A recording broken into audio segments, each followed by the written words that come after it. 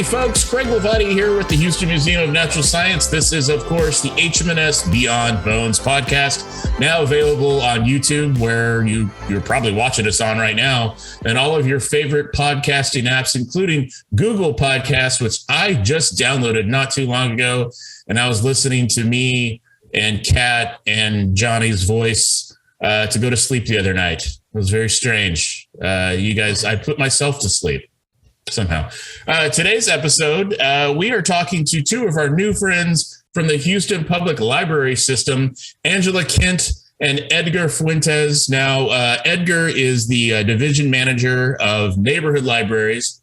There are over 40 libraries here in the Houston area, in the Houston city limits. And Angela is the head of history, research, and special collections, which means she gets to handle all the cool old things, I'm sure. So we'll talk about that. Angela, Edgar, thank you for joining the show. Thanks for having us. Happy to be here. You guys have, thank you. Yeah, you guys have, you guys have quite an operation. I don't think I need to talk up the library too much because you guys do such amazing stuff. But I was really excited before the show. We were sort of running down all of the resources that the Houston Public Library offers. And it's astounding. Not only do you guys do passport services, which I just did back in January, which is a godsend while I was waiting for all my paperwork to get, figured out and stuff. I was looking for books. That was perfect. And you have Wi-Fi. That was another great option too. So Edgar, tell us about some of the amazing things that the Houston Public Library has for Houston residents. So anybody in the state of Texas can get a free library card with Houston Public Library. And that library card gives them access to all of our print material found in all of our library locations, as well as the digital collection that we have online. So they can download ebooks, stream movies and music, and so much more. There's even comic books on there too, right? Comic books, yes. So yeah. I'm a comic book guy, so when I got to see that was really cool. And Angela, what do people usually bother you about? Never a bother. We're always happy to have everyone come in. Not only are the history research centers, the special collections housed in historic buildings, so the buildings themselves are something to visit and see. But of course, our knowledgeable staff, and of course, our our treasures that we have that people come and research for. So we, just like at all the other libraries, answer people's questions about what they're looking for and researching. And then, of course, for them to explore and discover through the digital archives online, but also through the exhibits where we contribute materials for display. Very cool. That is really cool. You're kind of like a museum in that capacity, I guess, like a research institution. I mean, other than the obvious research part, but you guys have more going on than just books or digital material. Most of our collection are print, so they come in different forms of paper, whether it's records or manuscripts, as well as our special collection books. So those kind of rare and unique books that we collect, mostly about, of course, Houston and the Gulf area.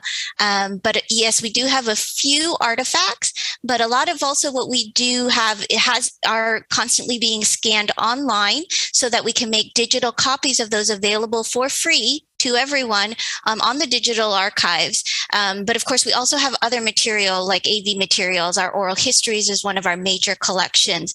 And what's neat about that is not only do we have kind of legacy oral histories going back to the 70s and 80s, but we are still collecting those in the current day now. So that's a really exciting one. We have a grant right now, actually, that's helping us to preserve those oral histories. As y'all know, as radio people or podcast people, you have to keep up with the AV technology for that, and you need funding for that. So we were lucky enough to be awarded a grant to help with that, as well as to support our equipment needs for our future oral histories. So Craig, I have one more nerd question for her. I'm sorry, I don't mean to dominate here. So like primary source documents as well, especially revolving around the Houston area, like letters and things like that as well. Would that be included in your collections? That's correct. Primary resources are definitely something that people come to us for, firsthand accounts, whether they are because you're doing family history research at our Clayton History Research Center or at the Gregory School where we have our African American history research. There you can find all different kinds of manuscripts, indexes to different records, as you said, letters, just all kinds of different treasures that we're waiting for people to discover and use. And I had no idea. That is excellent. I am definitely going to have to look more into that. Very now, good. I guess the jewel of if I can of the Houston Public Library system is the downtown Idison building, correct? We have lots of jewels at Houston Public Library, but Angela, if you want to talk about JIB. Yes, JIB, as it's affectionately called, just across the plaza from Central, which is yet another one of our jewels, and just recently got polished with a new kind of refresh. So if you haven't been down there recently, the Barbara Bush Literacy Plaza recently opened up. We're having great events out front as well as in Central. The first floor looks almost brand new. Of course, we have our exhibits there. And then as you just asked about, Craig, the Julia Idison building just across the way, that is actually where one of the history research centers are housed, the Houston Metropolitan Research Center, our first research center, which houses our special collections there.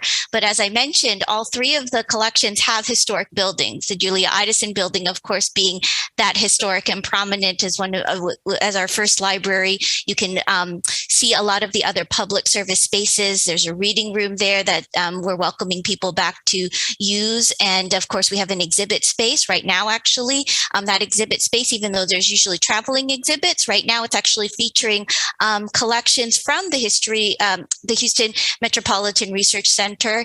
It's part of our circus collection that we have. Maybe something else you did not know.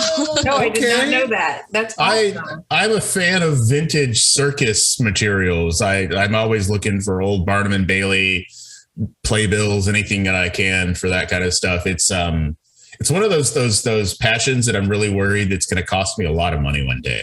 So I kind of dip my toes in very slowly. I'm like, do I really need this $300? I don't need this $300 thing. But Edgar, you brought up earlier before the show too, the main word for the Houston Public Library is that all of this stuff is free. Like it's free to use all of these resources. We're paying for these things, like as taxpayers, so we should be using them. Absolutely, yes. And so we do encourage everyone to visit all of our locations if they have time to travel the city. We are located across the entire Houston area. We do have, like I said, 3 special collections locations. We also have 2 tech links, which are technology-rich centers where people can come in. They're maker spaces where people can come in and 3D print something. They can use a recording studio, video editing software, all that great stuff. In addition to, of course, our neighborhood libraries, which other than books, we also have programming for children, teens, adults, seniors. All of that is free. So, that's all come back in full force too since COVID. That's right. We recently resumed in-person programming at our neighborhood libraries. We're very excited to be able to welcome our customers back and provide, exciting programming and events for them to come and partake at our locations. I have to give a shout out to, I don't know if you're familiar with this location, the Park Place location. I spent a few hours there back in January, like I said, doing my passport stuff. And people also don't realize that, especially in the city of Houston, the library for many people is the only place where they can have Wi-Fi access or research or, anything, just the basics that some of us take for granted. The Houston Public Library offers up to everybody. That's right. So in addition to free Wi-Fi on our buildings, we also have hotspots that customers can check out for 3 weeks, take home with them. Let's say they're going on a road trip with family and they want the kids to have access to their devices and play games while they're driving on a long road trip. You can take these Wi-Fi hotspots with you on these road trips. Or if for whatever reason your internet service has gone down and it's expected to be, serviced in a couple of days, stop by one of our Houston Public Library locations and get a hotspot. So we're always looking at innovative technology to better serve the needs of our communities. That is cool. I had no idea. Are most and I would assume too that most neighborhood libraries are tailored to the community around them. Absolutely. Yeah. So for example, I managed Park Place for a couple of years. So that library's my local library. So I'm glad you brought it up. And so we definitely had, like, for example, we had a Spanish language program there because the community is what they wanted. You know, they wanted Spanish language programming. And so we tailor it to that community. And so you'll see some programming that's different across the city, but it's definitely community specific. We also have consistent programming such as story time. Everybody loves story time at our neighborhood libraries. And so we offer that across most of our locations. And then we're adding additional programming as we've reopened more fully over the last couple of years. So we're very excited to be able to offer more programs. And also sorry, I blanked. That's okay. It Barbara Bush on this show, yeah. The Barbara Bush Literacy Plaza here at the Central Library recently had a major renovation, and there's been a number of programs that have been hosted out there. And there's also a giant screen where we show movies and lots of exciting family events happening there on the plaza because it's a wonderful outdoor space. When the weather's great, it's just phenomenal to see so many families participate in these events. I remember writing about that before the ball started getting to roll on that. Because, Barbara Bush, the former First Lady, she was so insistent on learning and reading, and literacy that was her passion. And it's so cool to see her name on that too. One of my last memories of Barbara Bush was I went to, I think it was Hobby Center, and her and JJ Watt read The Night Before Christmas on stage together. It was the cutest thing. She was just I'm sure there's a lot of people in the state of Texas and beyond that, are readers to this day because of her work. So that's really special. My memory too, Craig, and you grew up in Houston, the summer reading program, like for kids, that's still a thing. I can remember earning hamburgers and different little treats. Is that still going Gab? On? Yeah, read a book, do a report, get a book, or get a buck, right? Yeah. Get like a coupon. I'm old, so mine's like the 70s or early 80s, but yeah. And we were always so excited, and you'd get like your little, passport or whatever you wanted to call it, and you would read your books and check them off. And it was a part of every single summer that I remember as a child. Is it still going on? Yeah, so the summer reading program is definitely a major part of the Houston Public Library. We've also added the winter reading program. So we now cover basically both major seasons. When kids are off school, we want to make sure that they're continuously reading throughout the year, not just when they're in school. And so we have two major reading programs for them to participate in and get free prizes. What prizes? I need to know what prizes. They vary year by year. They generally include a book because we definitely want kids to have their own home library at home. So definitely books. That's great. Now, Angela, I've been racking my brain now thinking about this. Not too long ago, you guys also had an Astroworld exhibit, right? There was an exhibit in place. Yeah. It's still part of our collections. Like many things come on and off of the floor. Some of that's for preservation. Some of that's for just kind of changes to make sure that everything kind of gets a chance. You don't have any dinosaurs, right? Dinosaurs? No, I'd probably have to dig in the stats. You're not competition for us then. You're not competition. So tell us about some of the traveling, the touring things over there, because I've seen there's been Astrodome things, Astroworld thing. There's pretty much, it's a celebration of Houston history. That's what you guys are, basically. That's exactly right. That's a very good definition of what we try and do, or what the archivists try and do to collect and preserve. So as I said, right now we're doing that through our 3 history research centers. Houston Metropolitan Research Center, focusing kind of on Houston and the history of Houston and Houstonians. So all the different communities that we have available and all of the different industries and organizations that are out there, as well as individuals.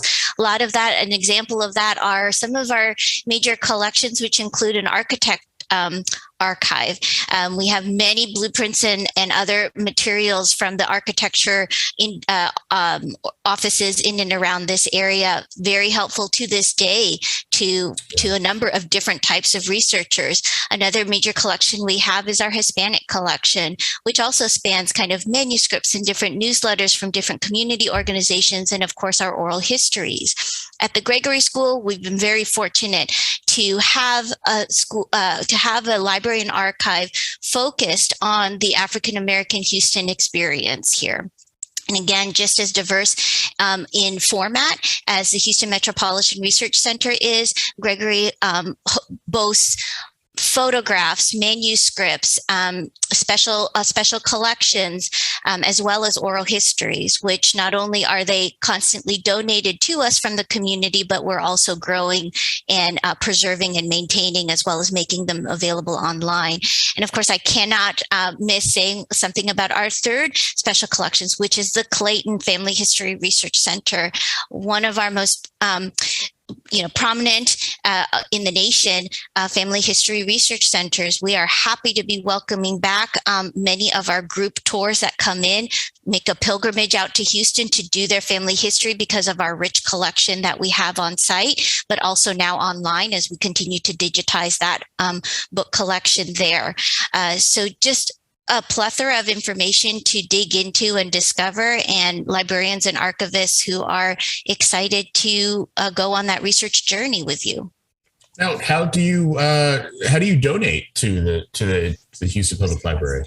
That's a great way, and there are lots of ways to donate on our website. You'll see lots of places to click on donate, whether you get through it from the Special Collections landing page or maybe from our friends groups or a friends group, the Houston Public Library Foundation. So if you have documents in your own home or your family, you can send them to y'all. If you are looking at donating materials to our collections, the first thing would be to connect with our library so that you can talk to one of our librarians or archivists to hear about what you have that you're looking to donate.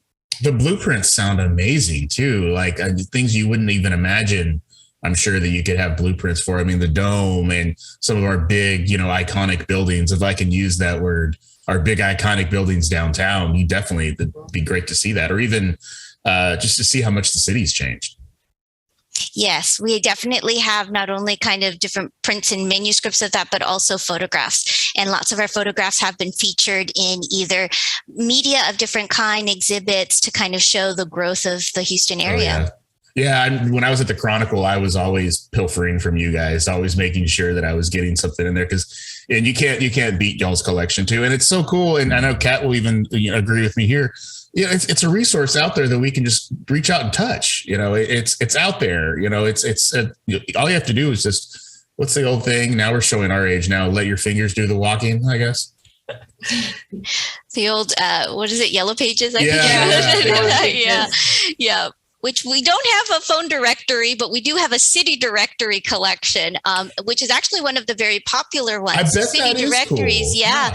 You can go back and look for a number of different things, whether it's individuals who lived in a particular place or your neighbors in a particular place, or just when maybe even a supermarket got on that corner.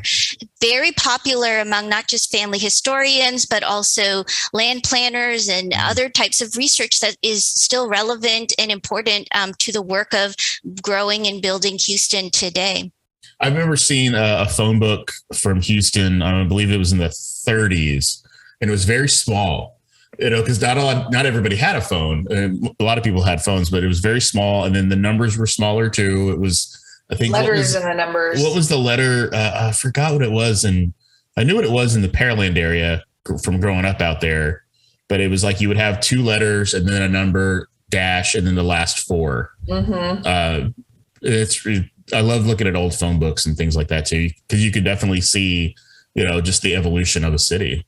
And I remember using him as a seat, booster seat. That's what we used the phone book for mostly. Well, especially when the new one came in, which is probably going to be bigger, which in and of itself tells you something about the growth of a city.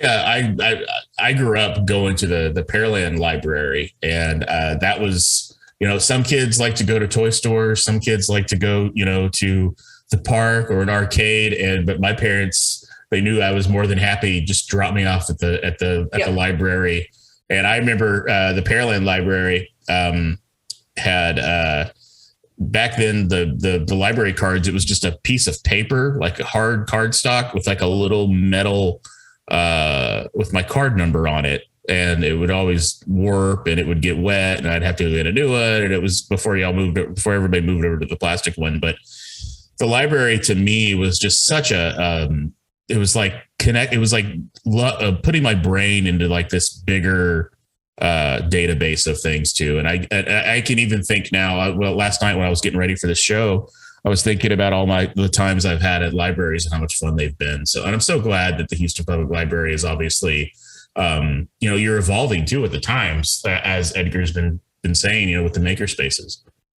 You brought something up though, Craig. How do you get a new card? How would you get a new card, Edgar? Like you haven't used your card in a while. And so there's a couple of ways that you can get a new card. One is you can sign up online and it gives you a temporary number that you can access all of our digital content immediately with it. And if you want a physical card, to keep with you, when you come by one of our library locations, just present your ID to identify you. We pull up your information and then we can hand you a physical library card. Okay. We do have the HPL app where you can store your card number. So if you happen to misplace your card at home, you don't actually have to carry it with you anymore. And with the HPL app, you have access to our digital collection, but also you have a way to store that number so that if you needed to check out at one of our locations, that you have that readily available on your phone, which is tremendous. When I was at Park Place too, I noticed now that you can check out your own books. You have like a little kiosk now, not unlike the grocery store where you can check out your own books. I felt like weird about it. I was like, are you sure? Like, I'm so used to the librarian, like, checking everything, because it's kind of one of those things where you would always hope for them to say like, ooh, this is a good book, or, oh, if you like this one, check this one out. Like, it was just strange to check out books myself, but I know that that's how things work. It was just, I love how the technology has evolved. Right. We try to stay on top of technology. So the express checks that you mentioned allow customers to be able to self-service, check out their items. There's more privacy with that so that, librarians don't make a comment on the books that you're checking out, for example, as you mentioned. So now you can privately check out your books. Not that we wouldn't have any materials that is questionable, if you will. But, you check out on your own, and that allows the staff to help customers that are doing the more involved type research, directing customers to what they need, pointing them to our online resources and so forth. And so, part of the technology that, we try to look for better ways to serve the community, that gives me an opportunity to plug one of our latest technologies that we're trying to pilot this week at our Robinson Westchase location on the west side is hold lockers. So we're looking to launch a hold locker where customers are able to place a hold for their items to pick up at these hold lockers, which are outside of the library building. Cool. So that customers can come pick up these items 24/7. They're no longer bound to coming. So we're very excited about that, and we're hoping that that'll open up a new avenue for our customers. So it's like an Amazon locker. Exactly. There we go. We don't use the word Amazon around the library though. That's a bad word. Except free. With there Amazon, you have to pay. Amazon is, you have to pay. You have to give Jeff Bezos money, but you can obviously give Edgar and Angela, your time and your interest. So no money. No money. There we go. So did you guys go to school to be librarians, or how does that work?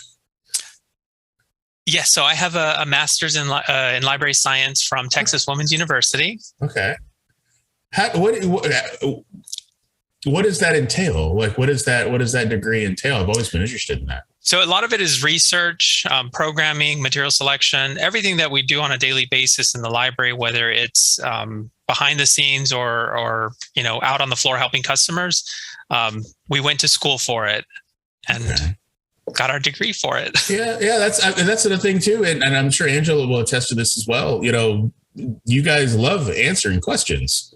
That's your job. That's your gig. Live for it. It's like you don't have to just go to Google, because sometimes Google's not going to steer you. It's going to steer you the wrong way. But you guys, at least, you're knowledgeable, you're learned, you went to school for it, and that's why you're there.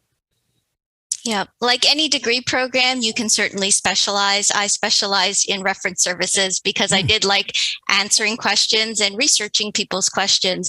For a lot of our archivists and special collections, special collections librarians, they went on to get their certified archivist certification, which is something that they keep up to date, so that they're keeping up with the latest kind of standards for archival, whether that's archival materials and processing and collection, keeping up with the privacy, keeping up with all of those things that make it easier to search for and also preserve. So making sure that we're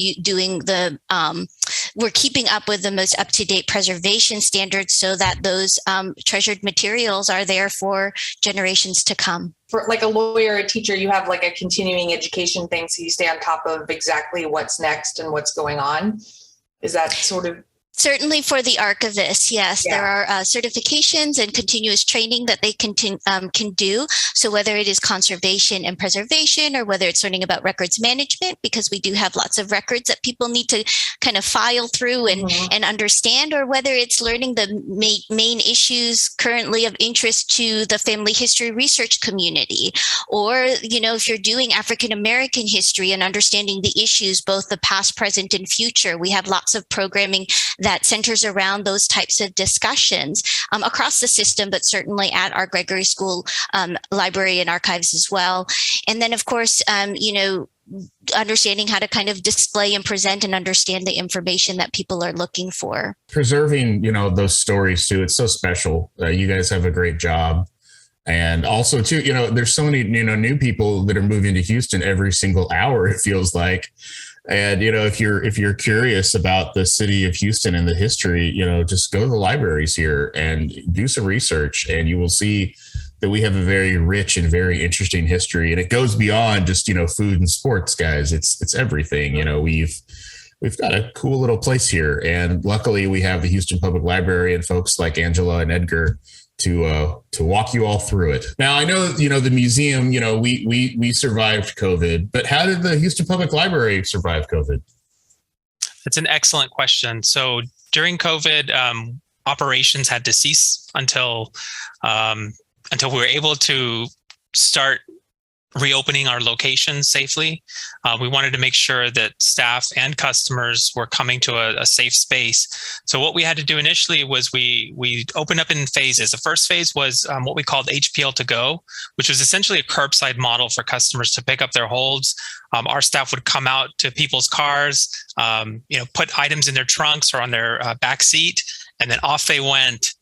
Sometimes we dressed up as a unicorn. Sometimes we dressed up as a T-Rex. I remember seeing that. Yeah, that was cool. We wanted to make it fun for customers in a very, difficult time for everyone. And then we started adding additional services. So after that, we added in-person browsing for customers to come in, browse for books themselves, and then go about their day.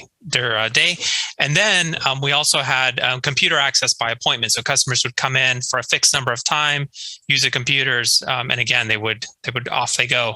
But now we've reopened our library spaces. We now have our meeting rooms that are now available for customers to be able to utilize, as long as it's not for profit and it's free and open to the public. And then again, we're resuming programming. So in-person programming at our libraries.